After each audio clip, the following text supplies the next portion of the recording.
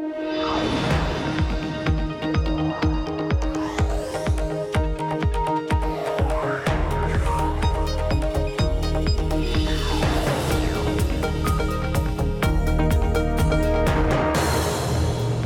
Emily Chang, and this is Bloomberg Technology. Coming up, Netflix's record third quarter as shares jump to a new high, why investors are looking beyond the company's aggressive spending strategy and are focusing on subscribers.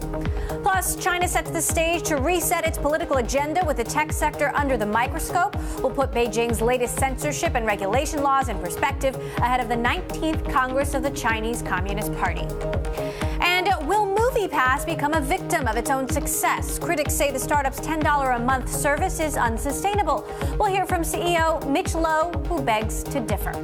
But first, to our lead. Netflix reported a blockbuster third quarter, the company blowing past domestic and international subscriber growth targets and beating on revenue. Surpassing expected subscriber growth is an encouraging sign for investors since Netflix recently announced its first price hike since 2015. Joining us now to discuss from LA, our Bloomberg News reporter Lucas Shaw, who covers Netflix and Hollywood, and from Cambridge, Massachusetts, Forrester principal analyst Jim Nail. Jim, I'll start with you. What's your headline takeaway here? Great. Like you say, blockbuster quarter. There have been many questions over the last few quarters of how long can Netflix continue to build this kind of subscriber growth. And there's no sign of it slowing down any further. So they're continuing to make good, steady progress in making their service really ubiquitous in homes of people who like to watch television. I want to take a look at a chart in the Bloomberg Now, hashtag BTV8077. This is a chart showing that subscriber growth is really growing in tandem with the stock price. Lucas, investors don't seem to be at all fussed about the billions of dollars that Netflix is spending on original content. Talk to us about, just how much money Netflix is putting down, what we know, and, whether that's paying off. Well, Netflix has spent about $6 billion this year, which was already a huge increase from years past. Next year, Ted Sarandos, who's the chief content officer, had said in an interview over the summer that they were probably going to spend $7 billion. Today, they revised that to between 7 and 8. So just like that, they add $1 billion or up to $1 billion to what they're going to spend next year. But, as we said, it seems to be working. I'm astonished by the consistency of growth overseas, where they added more than 50,000 customers a day in the most recent quarter. And that's primarily with shows that are being produced here. They are just getting going with making shows for other countries. They just released their first Italian original series and are just about to release their first German one. But whatever they're doing seems to be working in enough countries outside the U.S. that the growth continues at a pace that investors are happy. We just saw the chart there. Now, Jim, what's your take on the growth that they're seeing internationally and how much more potential there is in other countries? Yeah, there's significant potential because outside of the United States, those countries are at a much earlier stage of adoption of OTT and streaming video viewing. So they're probably at the adoption stage where the U.S. was 2, maybe 3 years ago. And so there's clearly going to be faster growth over there for a while. And, of course, eventually it will slow a bit. But there's plenty of potential to go out there. And, the amount that they're spending on original content, that doesn't concern you, Jim? No, it doesn't. Well, I'll tell you, the thing that was almost more striking to me than this quarter's results were those announcements about adding another $1 billion to content and their numbers, their guidance for Q4 of, I think it was 41 cents earnings per share and 6 million or so net new subscribers. Clearly very optimistic projections, very confident that their price hike, which is just starting to take place, so it doesn't really affect the Q3 numbers. But clearly, they're very confident that that's not going to slow them down at all.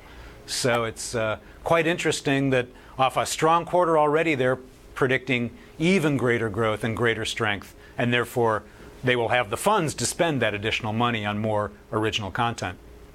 Lucas, would you echo that there seems to be, a fair amount of confidence that customers are going to be willing to absorb this price hike, and that if other price hikes come down the line, that customers will be receptive to them? Yeah, in terms of the price hike, it does actually affect the forecast a little bit for Q4. I mean, what Netflix forecast would add in the U.S. was below what analysts had hoped that they would forecast, and is smaller than they had added a year ago. So it will have some effect, but it's relatively slight when you look at how price hikes have affected them in years past. There's been a lot more attention paid to them. There's been a lot of concern, and Netflix believes that may have affected who signed up, who didn't renew, things like that. There's increasingly a belief that customers are loyal enough to Netflix, they spend enough time using it, that they're going to stick around with it. And Netflix has not instituted, or at least announced, a price hike in some of the overseas countries where people would be more sensitive to it. In the U.S., Netflix is a pretty good bargain, especially if you're choosing to watch that instead of TV. In some of the newer countries across Asia, Middle East, even in Latin America, Netflix is a more expensive proposition. So, Jim, what are the issues you're going to be watching over the next quarter as this price hike goes into effect? Yeah, well, certainly going to be looking at is there any consumer reaction to that? And in our consumer technographics studies that we do and our social media listening we do, we're going to be looking for how consumers react to that.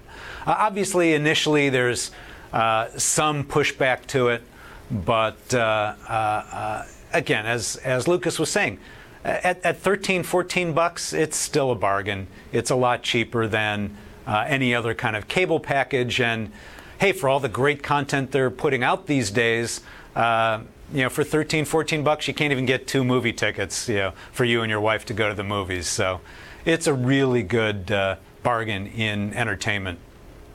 All right, Forrester Principal Analyst Jim Nail and our very own Bloomberg Entertainment reporter Lucas Shaw, thank you both. You can continue to follow all of Netflix's results and the earnings call coming up on Bloomberg at TLive Go. Meantime, former U.S. Defense Secretary Leon Panetta wants Congress to permanently protect the so-called Dreamers. He's thrown his name behind a new initiative dubbed the Dream Coalition. In an interview with Bloomberg TV, Panetta discussed support for passing a permanent fix for Dreamers in both the House and the Senate. I think there is strong bipartisan support for fixing this program and being able to provide the protections that were promised to almost 800,000 children of immigrants. And so I think there is a strong coalition, both in the House and the Senate, in support of the DREAM Act.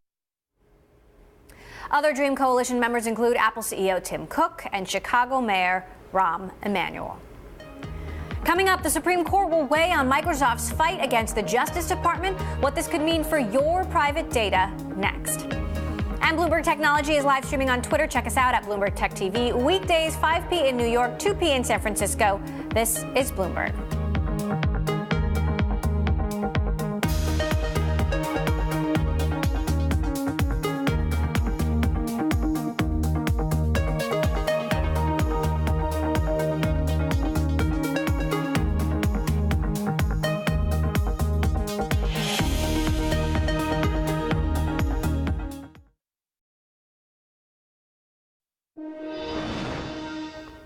Facebook continues to ramp up its fight against agents trying to use its platform to meddle in elections. Bloomberg has learned the social media giant looks to hire people who have national security clearances, a move the company thinks is necessary to prevent foreign powers from manipulating future elections via Facebook. The company plans to use these people to search more proactively for questionable social media campaigns ahead of elections. Facebook declined to comment on this story. Microsoft, meantime, is getting its day in the Supreme Court over the future of digital privacy. The nation's highest court agreed to take on the long-running case between Microsoft and the Justice Department on whether the government has a right to access customer information stored overseas. This is a case that could have a major impact on the tech industry as a whole, especially at a time when access to sensitive information and cloud storage is a top concern for consumers and corporations.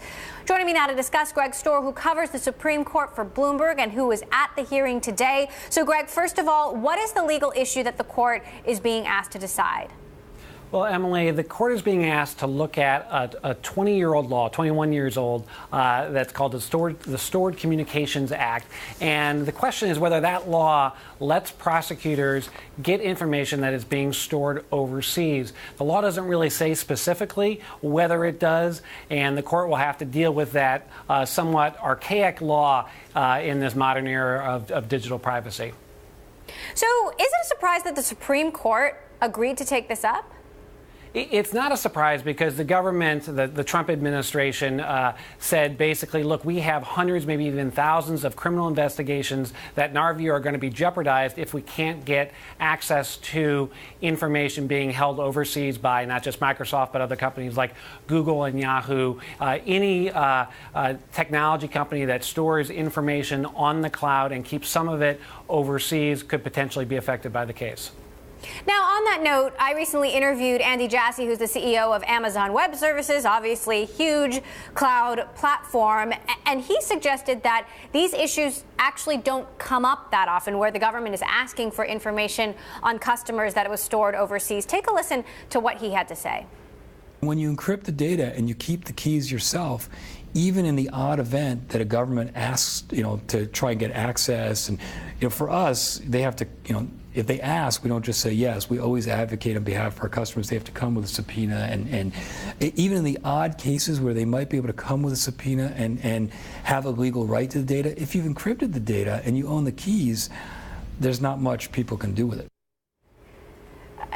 You mentioned, hundreds of cases, Greg. I mean, what do we know about how often governments are actually asking for this kinds of information? Well, the federal government suggests that it is an awful lot, and it's not just the federal government, it's also the states. There are 33 states that have joined with the Trump administration in asking the Supreme Court to take it up. I mean, one key issue there may be whether information is encrypted. That's not an issue in this case. There's no reason to think that the record's pretty sparse, but there's no reason to think that the government would have to overcome that hurdle. It just says, let us have the information, and that will be sufficient. So what do we know about how the court is likely to think about this particular Microsoft case? Well, there are a lot of cross currents in this case. So you might think it's a law enforcement issue. It might be, the conservatives might be more inclined to side with the federal government. But the court as a whole has been rather protective of digital privacy. Some cases in recent years have been unanimous on that score. And then there's also the question that what we're doing here is interpreting a federal statute. And it's generally the conservative justices who are most reluctant to say that a federal statute can apply overseas, which is the legal issue in this case. So, there's a lot of things going on in this case, and it's really hard at this stage to predict how the case is going to come out. What kind of impact could this have on the tech industry at large? Well, the tech industry at the lower court level certainly all got behind Microsoft, and you would expect them to do that here at the Supreme Court as well. They want to be able to say to their customers, we are protecting your information. If it turns out that they have to turn over this sort of information, it will make it harder for companies, particularly companies that are based in the U.S., to make that claim that they are able to protect their customers and their information from U.S. prosecutors. And what are the chances, Greg, that Congress could ultimately take this issue up? Yeah, so Microsoft, when it urged the court not to take this case, said you should leave it to Congress. This is really a law, a 20-year-old law that Congress needs to update. For now, probably Congress won't do anything. But when the Supreme Court rules, there's a sense in which the court may have to sort of go all or nothing. Either they can get access to these many messages and other data overseas or not. And either way, Congress could see a lot of pressure to come up with a more nuanced solution where prosecutors can get some information depending on the country, depending on exactly what kind of information it is, depending on where it's stored, that sort of thing. So after the Supreme Court rules, probably in the spring, you may see some impetus at Congress to get on the issue at that point. All right, Bloomberg's Greg Stohr, who covers the Supreme Court for us. Thanks so much for that update. Coming up, a lifeline for Harvey Weinstein's production company. Why billionaire Tom Barrack is returning to Hollywood. Next. And a feature we want to bring to your attention, our interactive TV function. You can find it at TV Go on the Bloomberg. Check it out. You can watch us live. If you miss an interview, you can go back to it. You can send our producers a message. You can play with the charts that we show you on air. This is for Bloomberg subscribers only. Check it out at TV Go. This is Bloomberg.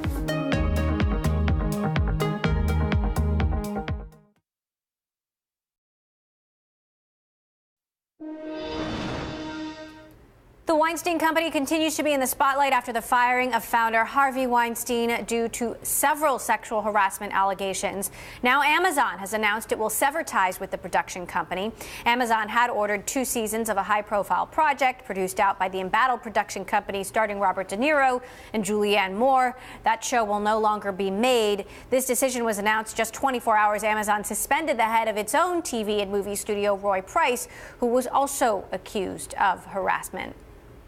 Sticking with the Weinstein Company, it's been thrown a lifeline by a billionaire investor. Tom Barrack's Colony Capital has agreed to provide immediate cash to the film studio and return the company to its, quote, rightful iconic position. No other details were disclosed. So, will the production company turn around from this harassment scandal? Joining me now from LA, Bloomberg's Anusha Sakui, who covers Hollywood for us, and in New York, Jordan Holman of Bloomberg News, who covers diversity issues. Anusha, I want to start with you. Of course, we have to mention Tom Barrack, a very close friend of President Trump. What do you make of the fact that he still sees some value in the production company itself? It's quite interesting because he owned Miramax for a long time. He became an increasingly bigger shareholder after Disney sold it, and then several years ago, and then last year he sold it to the Qatari company Be-In. And it's interesting because, you know, it's going to be questionable what the value of this company is going to be without the Weinstein that is known for making Oscar-winning movies. So, you know, but it's sort of not surprising to me that he's got involved because he did have that link to Miramax and he had done deals with the Weinsteins. And, you know, talking to some people around Hollywood, you know, it could be a good investment. I don't think it's probably a huge amount of money, and if he backs this until it's like either sold or he ends up owning it, and he makes, you know, some money in the short term, he's going to have he could have a pretty good investment. So it's what he does. He takes risks on companies like this. Jordan, these allegations have certainly sent a shudder through the entertainment industry in Hollywood. How have they resonated in other industries, in other human resources departments outside of Hollywood?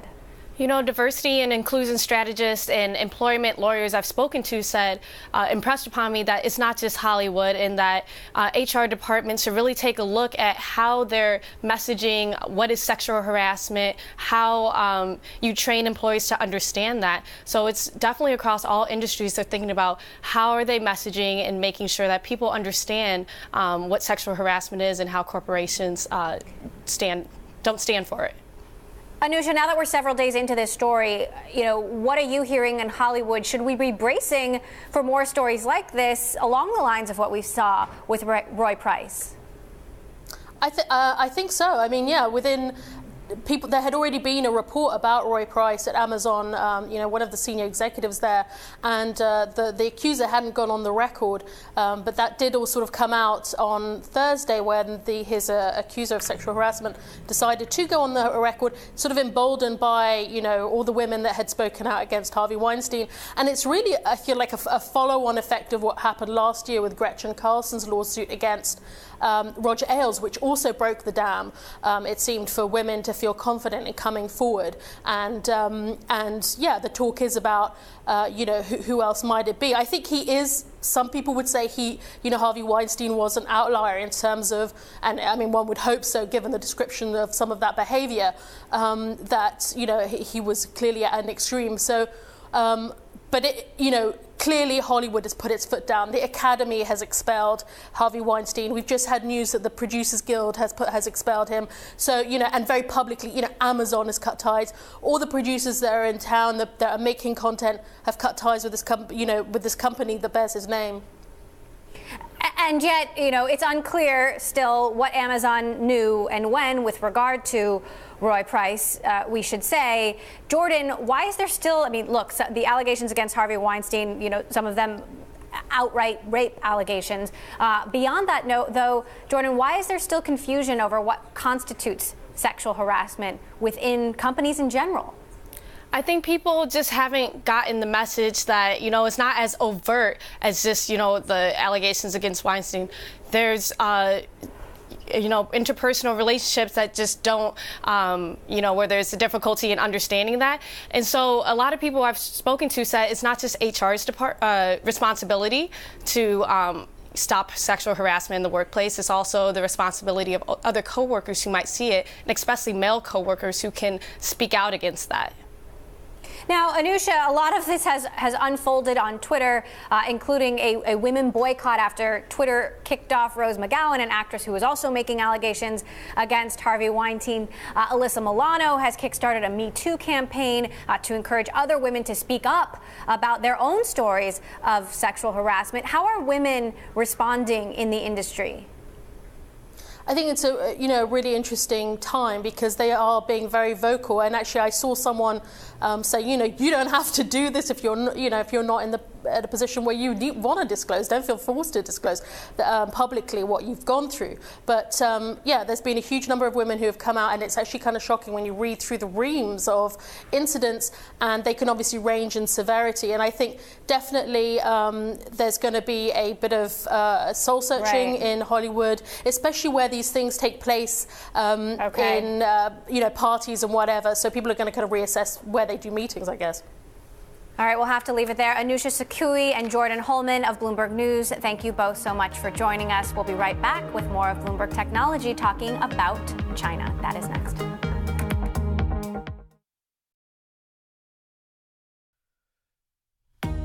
I'm Mark Crumpton in New York. You're watching Bloomberg Technology. Let's begin with a check of First Word News.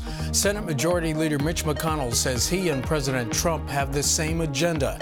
After a working lunch at the White House, both men spoke to reporters in the Rose Garden. McConnell and the president both pushed back against the notion that they are at odds. We are probably now, despite what we read, we're probably now, I think, at least as far as I'm concerned, closer than ever before. And the relationship is very good. We're fighting for the same thing. Iraqi forces have seized the headquarters of Kirkuk's provincial administration.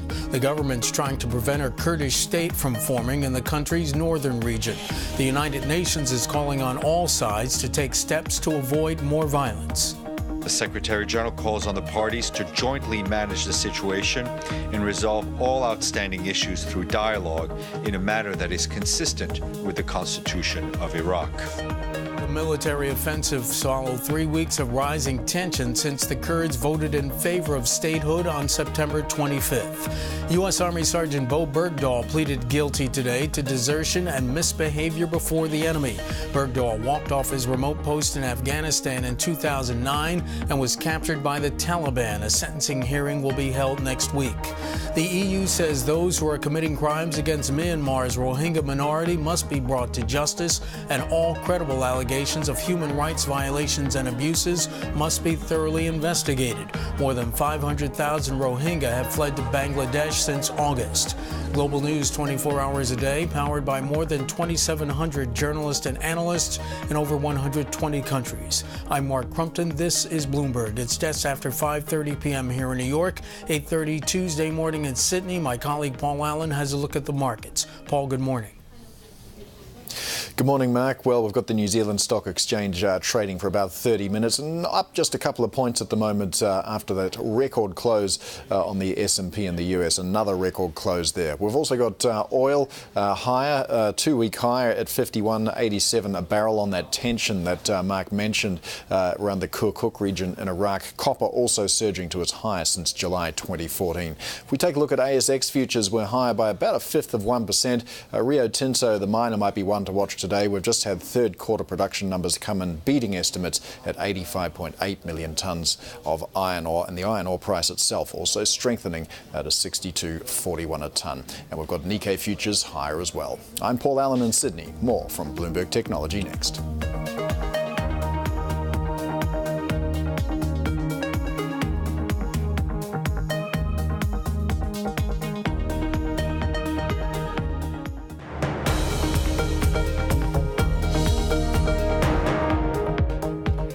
China's most important political event kicks off on Wednesday, the 19th National Congress of the Chinese Communist Party.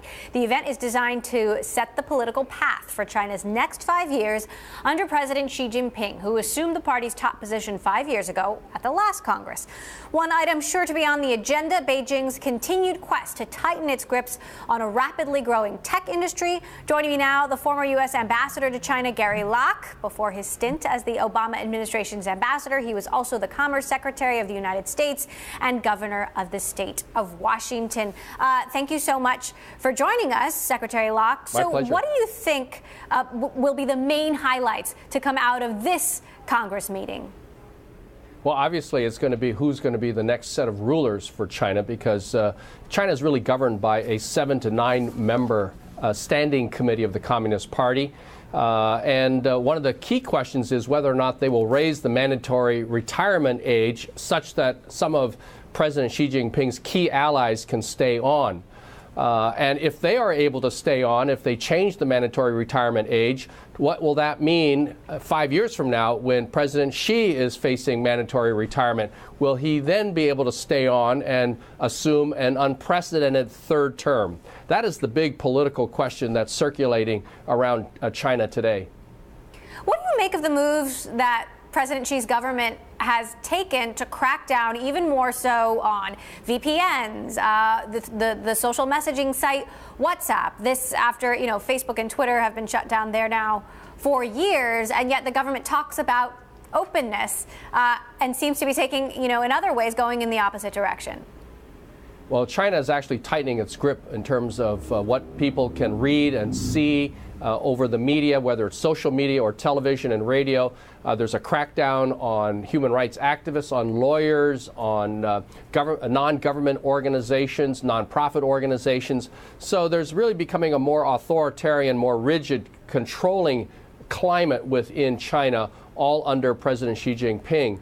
And yes, they talk about the advent of technology, but it's all got to be controlled by the Chinese government, because the one thing they most want to focus on is the continued efficacy, the power, the authority of the Communist Party. On that note, what is your take on a recent move by the government to actually take managerial stakes in companies like Tencent, like Weibo? Again, they're trying to make sure that they have control over what these technology companies are disseminating. They really want to make sure that these for-profit private companies are still supporting, hewing the line of the Communist Party. So we're seeing the growing involvement, entanglement of the Chinese government in many more layers, even in the private sector, especially in the technology area, which is why, for instance, Google, Facebook, YouTube, Snapchat, many of these things are not even allowed to be accessed by the Chinese people. Would you expect, obviously we know President Xi, we expect him to be in power another 5 years. Do you expect to see more of this over the course of the next 5 years? And if indeed there is a new leader 5 years from now, do you expect this drumbeat to continue? Well, I think that as you see China trying to exert its influence around the world, while they are bringing more Western ideas and technologies into China, they still want very much to control the thinking and what the Chinese people are able to access and what they talk about themselves, limiting debate even on sensitive topics, whether it's human rights, Tibet, religion, and everything else. So the Chinese people are having more access to things and technology from around the world, and China is really trying to play a preeminent role in the development of technology, in artificial intelligence, semiconductors, et cetera, et cetera. They're trying to move away from just low-cost manufacturing to be a country of innovation and technology. At the same time, they want to control how that technology is used by the people of China to make sure that they don't ever get thoughts of more democracy or human rights or more freedom. Meantime, President Trump blocked the sale of Lattice Semiconductor, a chip company, to Chinese investors. He's taken, he's cracking down to the extent he has the power to do so on trade with China. What do you make of this approach? Well, what he did with respect to blocking that sale of an American company to a Chinese entity is really no different than what's been going on for quite some time. He was merely reaffirming the decision of a committee that oversees foreign investment acquisition of U.S. companies. A lot of transactions have been denied under President Obama's administration, under President Trump's administration. These are done at the department level, the committee of people from Homeland Security, State Department, Defense, Treasury, Commerce, and others. That committee has consistently blocked this particular proposed acquisition, and the Chinese buyer and the American seller simply went to President Trump for an appeal. He denied the appeal, upheld the committee and the decision of the lower level. And many of these deals are blocked, whether they're deals from Israel or France or Germany or China. They've been blocked in the past by this committee, this little-known committee. They're supposed to be focusing on national security, and this was an area involving very sensitive technology that the Americans felt that if China were to purchase, could jeopardize an independent supply chain of semiconductor chips that are ultimately used by American companies and ultimately can be used by our military as well. And yet President Trump has certainly adopted an increasingly isolationist rhetoric, whether it comes to trade or immigration, visas. What does that mean for U.S.-China relations? Well, the U.S.-China relationship is very, very strong. We are each other's largest trading partners. Millions of jobs in America depend on exporting made in America goods and services to China, whether it's X-ray equipment, Boeing jets, environmental technology to help clean up the rivers and streams, food, soybeans, wheat, and you name it. And of course, we in America use so many things in our daily lives that are manufactured in China. So millions of jobs on both sides of the Pacific depend on this ever deepening economic relationship. And if we were ever to get into a trade war, if President Trump were ever to slap duties and tariffs, or basically taxes, on all Chinese goods coming into the United States, it would raise dramatically the price of those Chinese products, hurting the pocketbooks of everyday consumers. China would retaliate, and they would put huge tariffs or taxes on things like Boeing airplanes, automobiles, agriculture, and that would hurt millions of American workers. Almost 50% of Boeing airplanes are sold to Chinese carriers. And so, the Chinese airlines don't have to buy from Boeing. They can buy from Airbus. And that would mean lots more jobs for the Europeans and less jobs for the Americans. No one wins in a trade war. It's always the consumers and always the workers. So do you think the U.S. relationship with China is at risk under this administration? Well, we certainly have difficulties and differences with the Chinese on trade, on human rights, on many other issues, some of their territorial claims. But ever since President Nixon went to China more than 45 years ago, the U.S.-China relationship has gotten stronger. We have many more areas of common interest and cooperation. Our militaries and our naval forces have worked together to stop piracy off the coast of Africa. We've been working together to try to stop North Korea from developing a nuclear weapon. And the list goes on and on. Our scientists are working together to find cures for cancer, fighting AIDS, fighting the new strains of TB that are resistant to most common-day drugs. There are areas of disagreement, not to minimize those, but we've got to figure out how we can continue to work on those areas of disagreement while continuing to work together on very, very important, crucial issues important to the world. But I think certainly some of the things that President Trump has been saying are troublesome. At first he was going to slap all these punishing tariffs on China. He backed off on that. Had a good meeting with the Chinese president at Mar-a-Lago early into President Trump's administration. And he said that he was counting on China to solve the North Korea problem. China cannot solve that. And so President Trump has said he's disappointed in the lack of results, and now the trade rhetoric has heated up again. I think that's bad.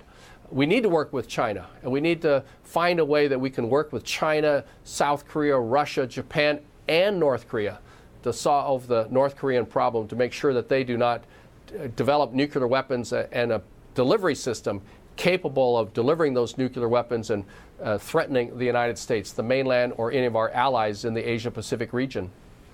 All right. Gary Locke, former U.S. Ambassador to China, former Secretary of Commerce. Thank you so much for joining us.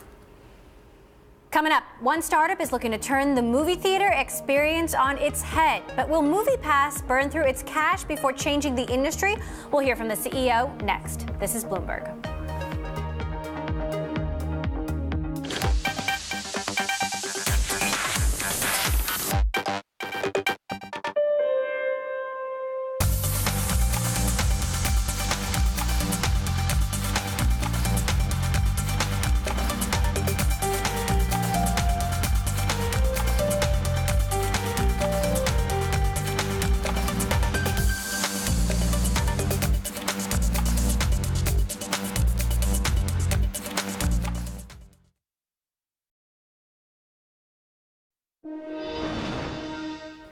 MoviePass has been steadily gaining customers with a $10 a month service that lets subscribers attend one film per day at a local theater. But now industry watchers are taking a closer look at this company, questioning how it can make money and hold on to partnerships with theaters. MoviePass CEO Mitch Lowe, who previously served as president of Redbox and was a co-founding executive of Netflix, joined Bloomberg Television to explain why he is confident about the company's future. People really want to go to the movies more often, but they don't, especially millennials, don't like the transactional model. They grew up with Netflix, they grew up with Amazon Prime, and they love this concept of trying movies but not committing. A subscription allows you, it's kind of like movie insurance. Now I can go see lots of movies and not have to stress whether it's a great movie or not. But it's still $30 a month, and it means that you can watch as many movies as you want, but at the same time, if you watch more than 3, then you would be making a loss. So how viable is your profitability in the long term? It's even a better price than that. It's only $10 a month. Right. And the subscribers that we acquire are those that previously only went to 3 to 5 movies a year. After they start with MoviePass, they go twice as often, so they go roughly 10 times a year or slightly less than 1 a month. The reason they love it is because now they don't have to stress over that decision of How are you financing it, though? Will you need more money by the year's end? Because to acquire these customers, you need to entice them away from loyalty programs. Right. And the idea that going in the morning is much cheaper. Yeah. There are lots of ways to grab customers. Oh yeah, that's why we priced it at $10 a month, because we wanted to attract young people who want to go more often. No, I mean, how much more outside money will you need by the end of the year? Oh, we'll need a lot of money. You know, when you are trying to differentiate yourself in this world, because there's so many other things you can do with your entertainment dollar, we need to fund growth. And the first people who join a program like this are in high-cost markets like New York and LA, because they see, wow, what an amazing deal, or people who already go a lot. So it will take a few years for us to get to positive cash flow. Are you going into ads? Are you selling? Are you going into the popcorn business? Are you doing anything on the side? Yes. We get our customers to go twice as often. They buy 123% more of those high-margin concessions. We also get them to go to the nearby restaurants, use Uber. So not only that is the movie distribution system is broken. Studios are spending $50 to $100 million marketing a film where they should know exactly who wants to see that film. We can do that better than many of the other markets. So we'll collect revenues in many different areas. AMC has looked at legal remedies for themselves to block your service. Yeah. Have you reached any deals with theaters or studios? We have with many of the independents. The independents see that this is a great competitive edge. We're able to get people to drive by the major brands and go to the independents. We haven't yet proven to the big guys that we're a valuable part of the ecosystem. But in the same way in the early days of Netflix, we had to prove to the studios that revenue share was the right model, and we had to put our money where our mouth is. That's exactly what we're doing at MoviePass. We're investing the money for the next 6 months to show the studios we can improve their business. AMC's argument is that this model won't provide sufficient funds in order to fund quality theaters. What do you say to that? That's exactly what Blockbuster told us when we started Netflix. It's exactly what Blockbuster said when we started Redbox. We were renting movies at Redbox at 1/5 what Blockbuster was renting them for. They said, how could you possibly do that? You'll fail.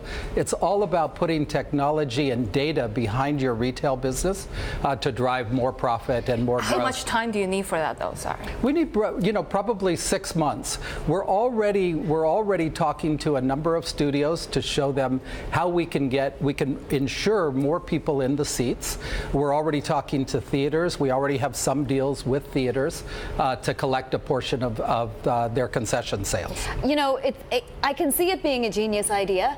The only thing is, you need the underlying business to survive. In the case of Netflix, now the question is, can it afford the content that it needs to keep producing and churning out? In your case, it's will the theaters themselves survive, even if we're talking about chains? Yeah, it's funny, just a couple of weeks ago I was on the phone with the former CFO at Netflix, and he reminded me that for 2 years, the first 2 years we were negative gross margins dramatically, and still today Netflix borrows huge amounts of money, billions of dollars a year. So it's not abnormal for a company that's building great value with consumers, re-energizing a business, to need to fund that, and we're prepared to do it.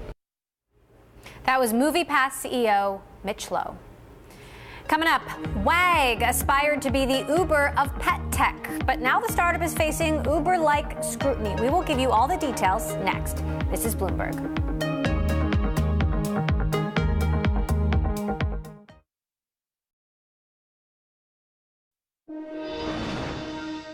Pet care on demand. It is the latest Uber-inspired startup trend, with multiple companies now hoping to revolutionize an industry that has long relied on word-of-mouth referrals and ads on lampposts. One popular pet care startup is WAG, which offers an assortment of services, including boarding.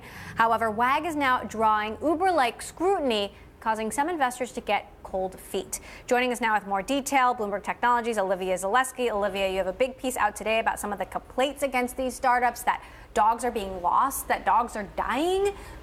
What's going on here? It does sound really terrible. I mean, I think we have to take into consideration that if you are walking thousands and thousands of dogs, some of them are going to get lost and some of them are going to die under these dog walkers' care. I think what the problem here that we're finding is how the company handles it. So just like Uber, WAG is going in, moving very aggressively, trying to take over new markets. And in doing so, some customers have complained very, very vocally that they feel that the company did not responsibly handle their lost dog. So you talk about one dog in particular named Buddy. Buddy, you yes. spoke with Buddy's owner. Buddy was lost. Yeah. What happened? So Buddy was lost, and the woman that owned Buddy wanted to go on local news media to talk about the dog, get the word out there, and WAG was very opposed to that. And we understand, according to Buddy's owner, Mary Ellen, that they tried to bribe her to stop her from speaking to local media. WAG definitely disputes this claim and says that it didn't do that at all and it really tried to help, but there are two sides of every story, and WAG has now sent Mary Ellen a cease and desist letter trying to put a gag order on her. So talk to us about what's going on in the broader industry and investors who are getting cold feet, essentially. So no surprise, there is a ton of money in pet care. Americans spend about $70 billion a year on their four-legged friends. We really care about our pets. And so these Silicon Valley tech companies are seeing that market opportunity and moving very, very quickly into that space. Pet care is sort of like a last bastion that has not been disrupted by technology yet. It's because it's a very franchised business. You know, people rely on their mom and pop groomer and their teenage neighbor to walk their dog, and so these companies are trying to go in and digitize that and create an app that's like an Uber experience for dog walking. We're looking at Olivia Munn using WAG, the app. She's one of the celebrity endorsers. I mean, these guys have celebrity endorsers. Right, which may explain why they are burning about $4 million a month, which is quite Uber-esque, and how they're spending money as well. But investors are looking at the companies very closely. WAG is currently trying to raise about $100 million. It's also seeking new management, so I think we're going to expect a lot of news stories from WAG. All right, well, great piece from you, Olivia Zaleski, our Bloomberg Tech reporter and new pet care investigator. Thank you so much, Olivia, for joining us. That does it for this edition of Bloomberg Technology. On Tuesday's show, we will travel to the WSJ-D conference in Laguna Beach, California. Do not miss our interview with Arianna Huffington, Thrive Global CEO and Uber board member. Lots to talk to her about. This is Bloomberg.